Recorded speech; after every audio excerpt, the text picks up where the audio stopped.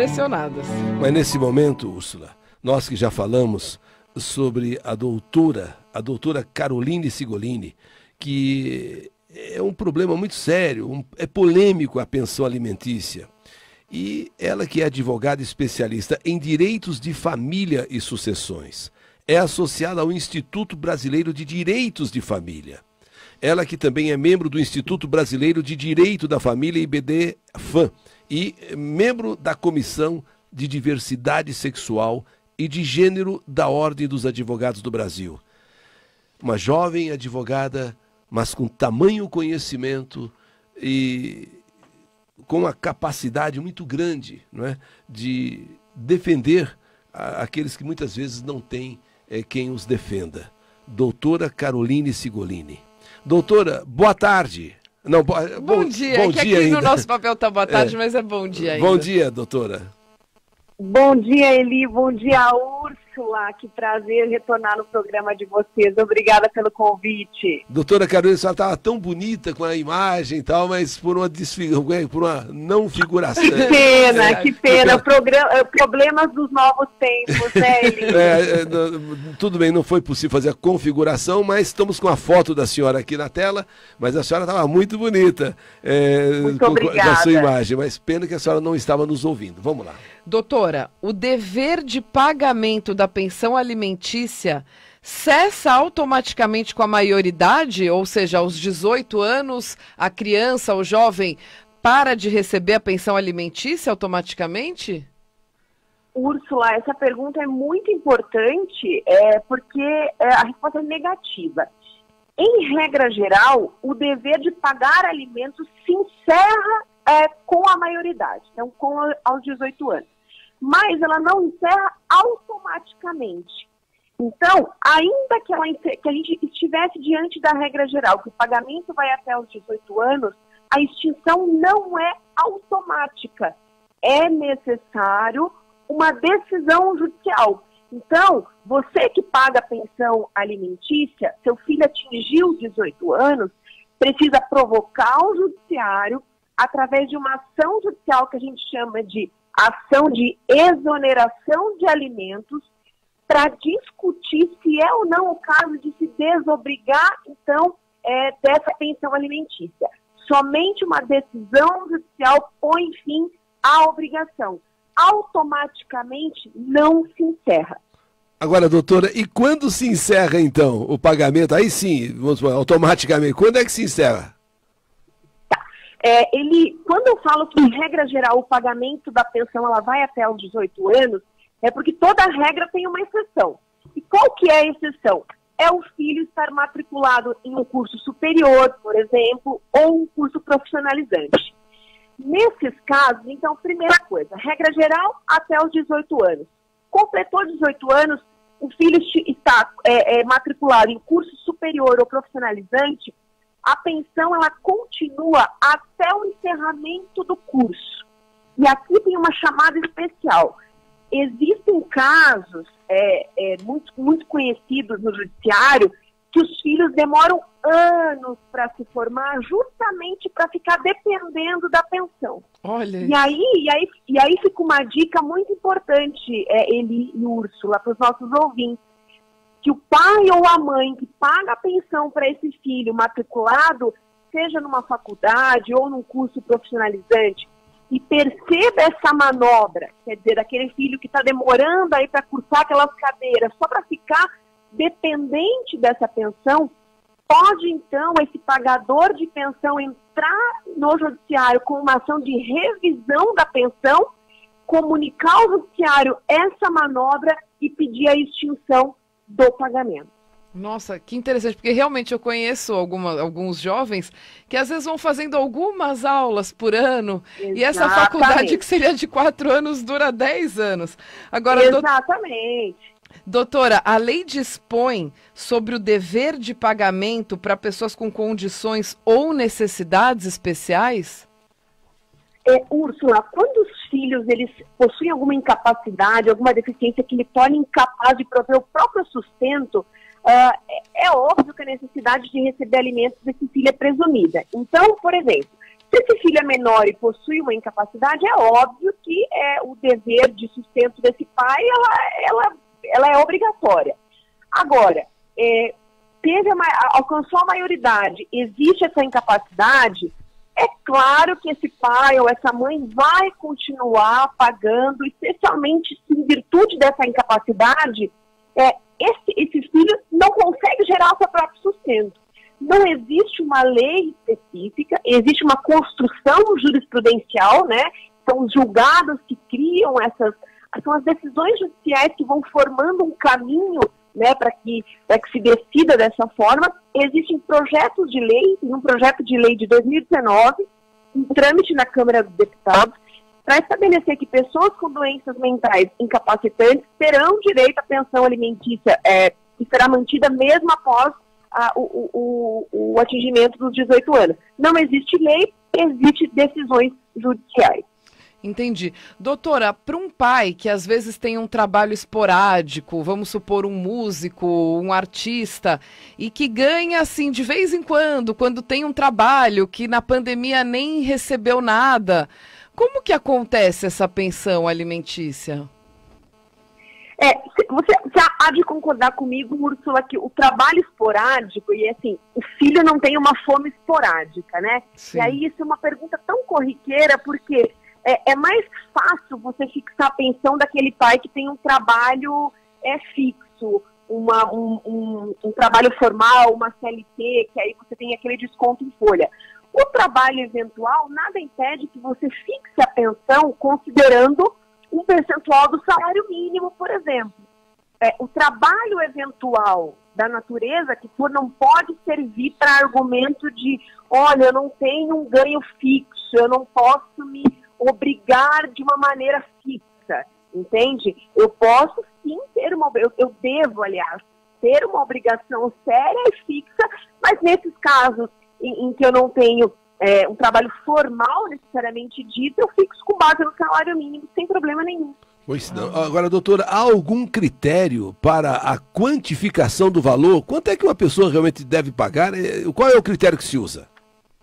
Não existe critério, Eli. O valor da pensão alimentícia, ele vai ser sempre fixado considerando 2 pontos. A necessidade daquele que busca os alimentos, né, de quem precisa ser alimentado, e a possibilidade financeira daquele pai ou daquela mãe que alimenta. Hoje, a legislação brasileira não existe na legislação percentual estabelecido. Apesar de muitas pessoas acreditarem de uma forma bastante equivocada que ela é fixada em 30% dos rendimentos. Exige hoje um mito dos 30%, Sim. que ele deve ser combatido. Não existe um percentual em lei fixado. Existe, sim, uma questão variável que depende de cada caso, porque nem todas as pessoas ganham da mesma forma e têm os seus ganhos oriundos da mesma fonte, e ela precisa ser fixada, considerada, e às vezes, assim, ela não é fixada, considerada em percentual necessariamente dito. Ela pode ser fixada, por exemplo, pelo que a gente chama de alimentos in natura, que é aquele pagamento que é direto da despesa do colégio, do boleto do plano de saúde, do boleto das atividades extracurriculares, por exemplo. Então, o valor ele pode ser considerado daquele trabalhador formal, e aí tem aquele desconto em folha, sim, fixado em percentual. Pode ser com base no salário mínimo daquele que não tem o trabalho registrado formalmente. Então, depende de cada caso. Não existe critério fixo determinado em lei atualmente no Brasil. É bom que as pessoas saibam disso. Porque a gente ouve muito isso dos 30%, né? Então é bom. Não, é um grande mito, Entendi. E doutor, e caso o responsável não queira continuar pagando, o que ele pode fazer na justiça? Úrsula, não basta não querer, né? Primeiro ponto a ser dito, querer não basta. O que autoriza uma pessoa a revisar um pedido? Então, por exemplo, para que se ingresse com é necessário falar que a única situação que autoriza uma revisão da situação de quem paga é judicial. Então, é preciso entrar com uma ação de revisão de alimentos. Para que essa ação de revisão de alimentos se sustente no judiciário, você tem que provar uma modificação na situação econômica. Então, por exemplo, na pandemia, muitas pessoas tiveram modificação na situação econômica, tiveram redução nos seus ganhos, né? E aí pode ser tanto modificação daquele que paga ou daquele que recebe. Um exemplo também que foge um pouco da pandemia é um pai que está pagando a pensão para uma filha, ela está cursando a faculdade. Ela está lá cursando a faculdade, está cursando as matérias regulares e ela se casa. Isso é um fato que autoriza a revisão e, por consequência, a extinção, porque o casamento extingue o dever da pensão alimentícia. Então, ainda que ela esteja diante daquela regra de que o pai pode continuar pagando na maioridade, porque ela está cursando um curso superior, ela casou durante esse curso superior.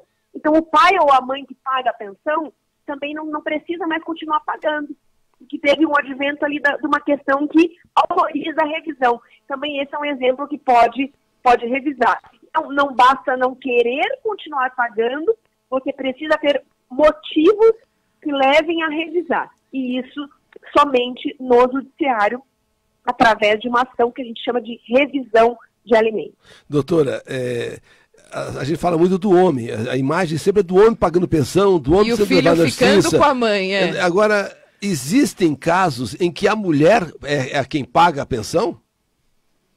Existe, Eli, mas assim, a estatística mostra que no rompimento da família, o dever de pagamento de pensão alimentícia fica com o homem, porque cabe sempre à mulher, na grande maioria das vezes, estatisticamente, o cuidado com os filhos. Então, muitas vezes, na ruptura familiar, a mãe fica com a criação dos filhos e o pai, a figura masculina, acaba pagando a pensão alimentícia. Mas isso não é determinação legal, isso é o que acontece na prática. A lei determina que o dever de pagamento de pensão alimentícia cabe aos pais.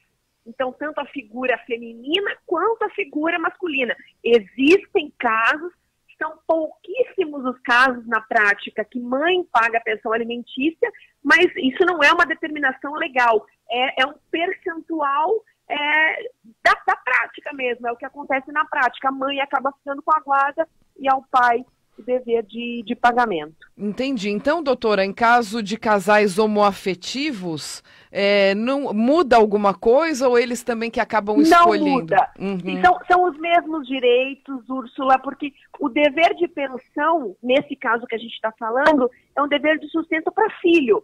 Então, é um dever de necessidade. Eu tenho uma obrigação legal de poder familiar aqui. O meu filho depende de mim, independente da origem, da formação familiar, se é hétero ou homo. Então, eu tenho uma obrigação de pai, de parentalidade estabelecida.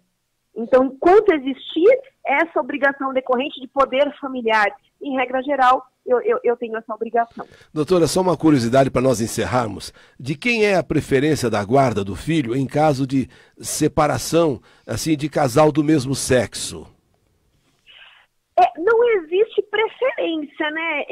O que a lei prestigia muito atualmente, desde 2014, é sempre a guarda compartilhada.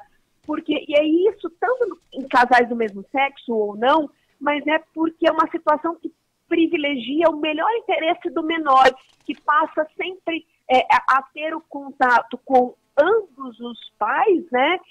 E tanto pai, mãe, ou dois pais, ou duas mães, consigam, de forma comum e consensuada, dividir todas as responsabilidades do poder familiar daquele filho. E aí não cair numa situação que é muito triste, que é um caso que também daria muita discussão, que é a alienação parental, que existe muito na prática quando rompe, né, uma sociedade conjugal, que afeta muito o filho. Então, sempre se privilegia na prática a guarda compartilhada. Doutora, eu queria agradecer muito a sua participação no programa e gostaria até de fazer um convite às senhoras, se a senhora aceitar, participar do nosso programa de rádio, porque eu acho tão importante essa matéria, tão importante esse assunto, que atinge milhões de pessoas. E ouvir uma autoridade na matéria sempre ajuda a que as pessoas possam discernir melhor quais são os seus direitos e quais são os seus deveres. Viu, doutora?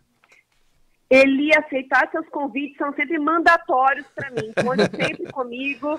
É um prazer estar com você. Eu acho que a gente precisa, sim, educar as pessoas para esse tema. É um tema que tem muitas curiosidades, muitos mitos, e eu tenho certeza que os seus ouvintes precisam, tem muitas curiosidades em torno dele. Conte sempre comigo. Doutora, e para quem tiver mais dúvidas ou quiser entrar em contato com a senhora, é através do site, né? Caroline Sigolini, tá escrito certinho ali, .com.br. E no Instagram também, né? Isso, Úrsula, o Instagram, @Caroline Sigolini, é tudo com I, para dificultar um pouco aí o acesso dos ouvintes. Mas é um meio de acesso que eu interajo bastante aí com seguidores, e podem me mandar perguntas que eu terei o maior prazer em respondê-las. Então vamos repetir, Úrsula? Vamos. Então no Instagram, @Caroline Sigolini, tudo com I. Nossa, estou aqui no Instagram da doutora, tem muitas respostas, muitas curiosidades.